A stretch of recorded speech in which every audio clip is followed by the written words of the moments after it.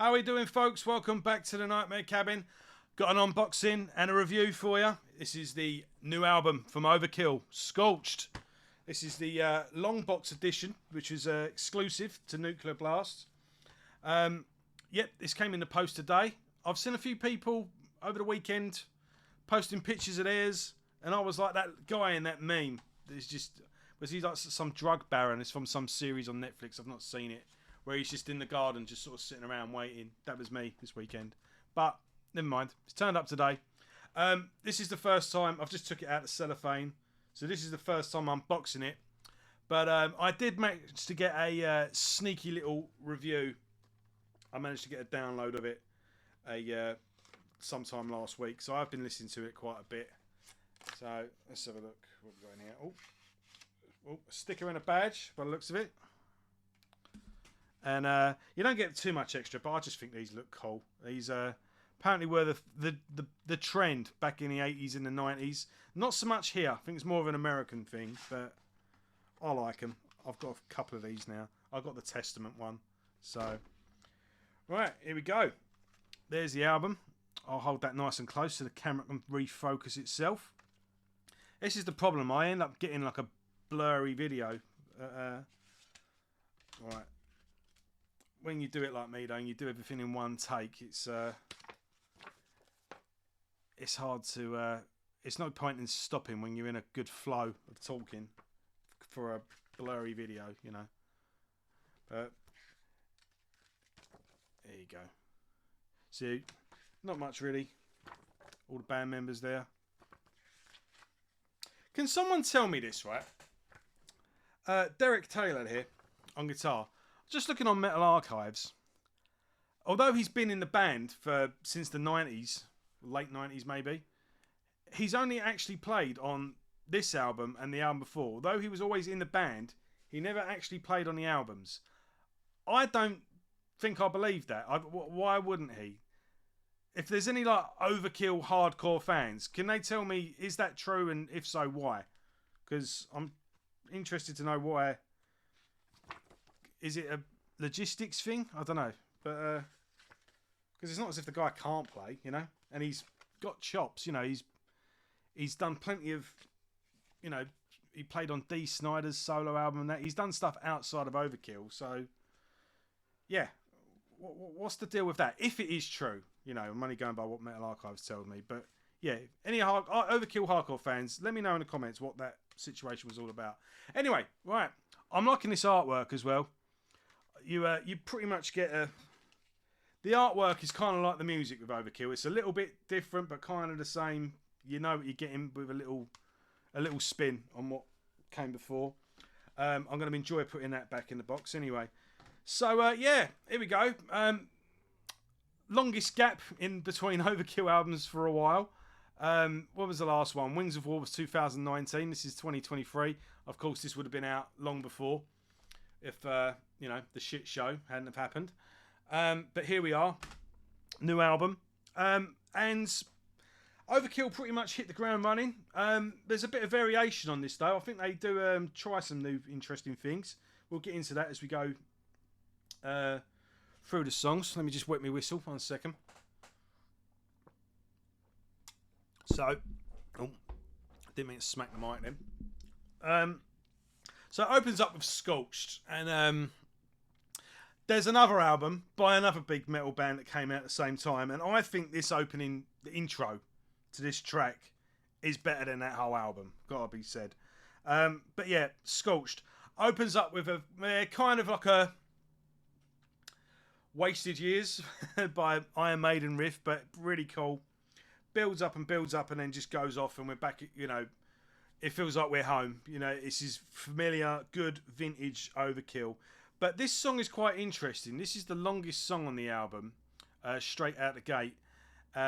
6 minutes, 13 seconds. I mean, you know, that's an epic for Overkill by their standards. But yeah, that's as long as the album gets. The rest of the album pretty much goes for the throat, no messing around. And they really do sort of jam and kind of go off on one. They do it.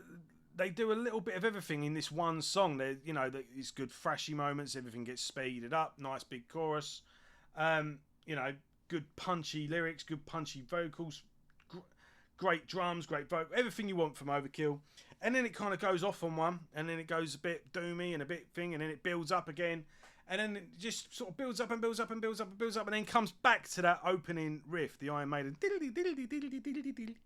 know, I just love the way the song just finds its way back to that, and we're back to that beginning.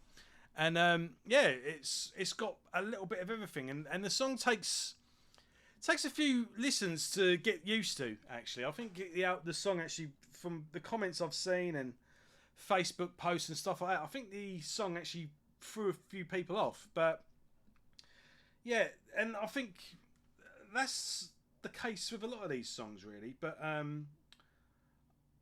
don't know.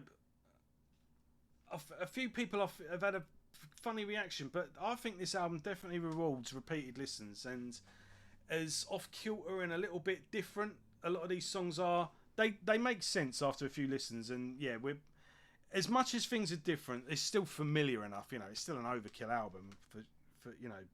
But I've used this. If you're a long time viewer of this channel, you'll see I've used the analogy of a great album would be like a Bond film, where a Bond film would have the opening 5-minute, 10-minute section, and that would draw to a close, and this big, you know, explosion or whatever it is, and then the opening credits, and you have the lavish opening credits, and then the film starts. So that 10-minute action sequence is a little mini introduction film, and I think a good album opener should be like that, and I think that's the case on this album. So Scorched is your 10-minute action intro, while Coming Home or Going Home is the real album opener, and then that's where things slowly unfold going forward. Going Home is a really good track, good driving sort of mosh pit rhythm to it, just real good riffs,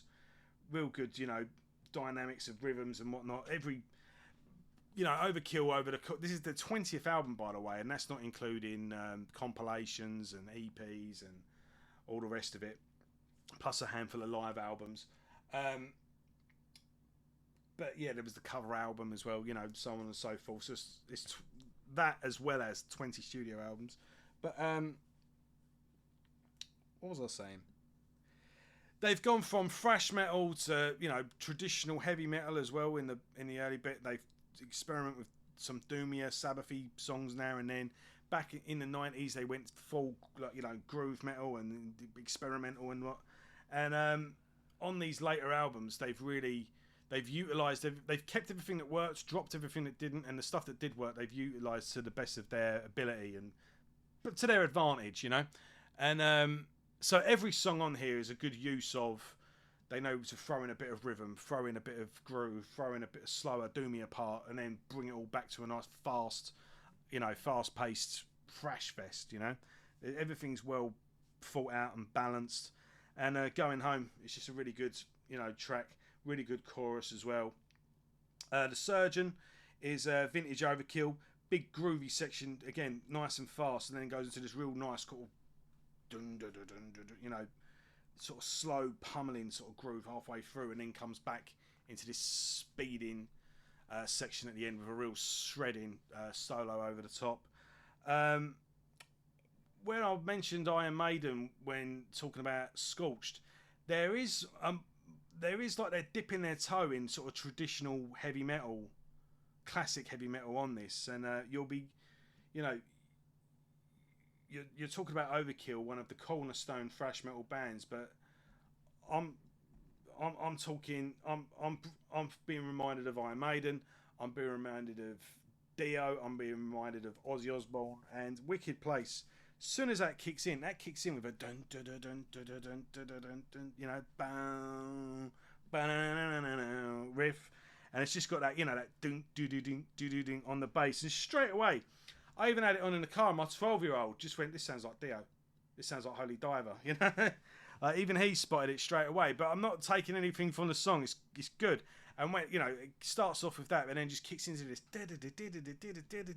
riff, and yeah, and then you're back to Overkill being Overkill.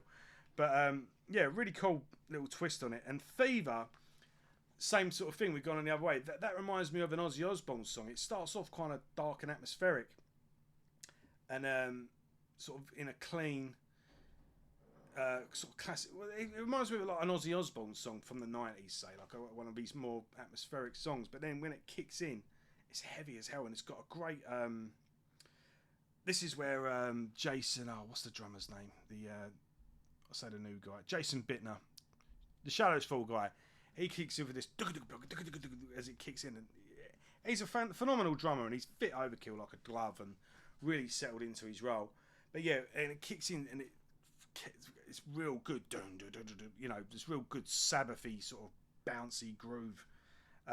Yeah, I mean, which one was I saying? Won't Be Coming Back reminded me of Dio. Sorry, Fever was the one that reminded me of Ozzy and Sabbath, both at the same time. Starts off like an Ozzy solo song, but sounds more Sabbathy towards the end. Wicked Place. Wicked Place is actually really dark. There's actually like a spooky atmosphere to that song. It's yeah, just got like a driving through like a wooded area, in a back country lane with that song. It gives you a bit of the creeps a bit with that song playing. It's yeah, and there's really cool strings at the end. The main excuse me, and then that reduces down to like a cello or strings. It's you know, kind of it's atmospheric and it's cool. It's just little touches like that. It just makes things feel a bit different, you know. Overkill are always going to be Overkill, and Overkill are one of those bands you just want them to sound like them. You're not expecting big, you know, evolutionary changes and a big off-kilter. You know, you expect Overkill just to be Overkill. Overkill don't sound like anyone else at this point, and no one sounds like them. But this is familiar enough, whilst being different enough. There's a few little curveballs thrown at you to keep things interesting, to keep you on your toes, keep you surprised, whilst delivering the standard and sounds that you're expecting from the band, you know.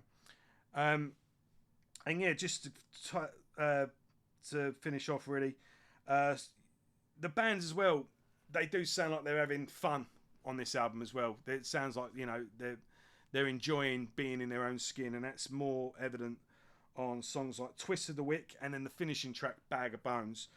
Twist of the Wick, the say it's all... I can't do Bobby. Say it's all over. No, not even bothering. Yeah, he goes, say it's all over. And that screechy high thing that he does, you know. No one sounds like Bobby Blitz. And yeah, real cool chorus on Twist of the Wick. And it's just delivered in that, you know, off the cuff, what's the word? Shoot from the hip attitude that they have with that big soaring chorus. Twist of the Wick's great. And yeah, the final track, Bag of Bones. Bag of Bones just reminds me, I think they should play that as the encore. Finish their set and then back for one more song. The lights are on. Some of the crowd may have left, but for you lot that have stayed, Bag of Bones is the song to play. It's just a good rocking, fun song all round, you know, and that's another thing you want from Overkill. They are, you know, they've got everything you want, but they know when to have fun as well, and to have fun without it being silly, you know, without, you know, falling into just being a comedy band. You know, they know when to have the tongue. Everything's delivered with a nod and a wink, but they know when to turn it serious as well. You know, that's what's just so great about Overkill. They've literally got the whole package. It's a little bit of everything for everyone, no matter what your preferred genre of metal. I think everyone's got a little bit of time for Overkill, you know. Everyone likes a good Overkill song. I think they can play any festival in the world and everyone will watch them. And yeah, they've got probably one of the more reliable, consistent back catalogues in the game. And this is a fantastic addition to it, you know.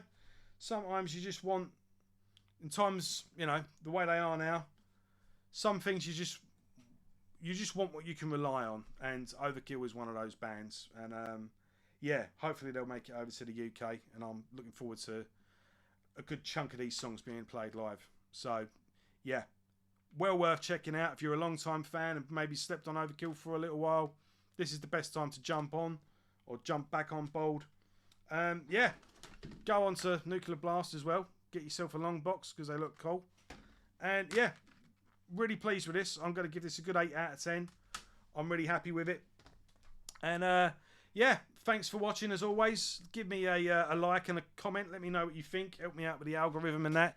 I've left it a bit of I left a bit of a gap between videos, but I've got 2 videos that I'm working on where I wanted guests on, and it's hard getting people free at the same time, but it'll all be worked out. We'll do it. And while I'm doing that, I'm working on.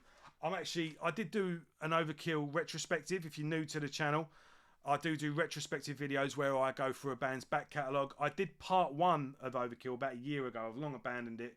So I went with, what is it? With Start the Fire up until, what was it? Yeah, I think it was up to WFO. No, I hear Black. Then, yeah, I Wear Black, I think it is. Can't remember now. But I am working on part 2. It'll probably be 3 parts, to be honest. In part 3, I'll obviously re-review this one. But yeah, so Overkill retrospective part 2 is coming, and a couple of other retrospective with guests is coming, and I'm going to be starting a new series as well. So all will be revealed when it comes out, plus the usual reviews of stuff when they come out as well. Plus, I'm working on a new issue of Metal Legion, so you might not hear from me, but it is all busy in the background. Don't leave me. Don't go anywhere. Stuff will be back before you know it, and when it does come out, it'll all come out at once. So, yeah. As always, thank you for watching. If you're new, welcome aboard. If you're a regular, welcome back. And yeah, let me know what you think of Overkill, and let me all know how you're doing. And I'll see you all soon. Take care.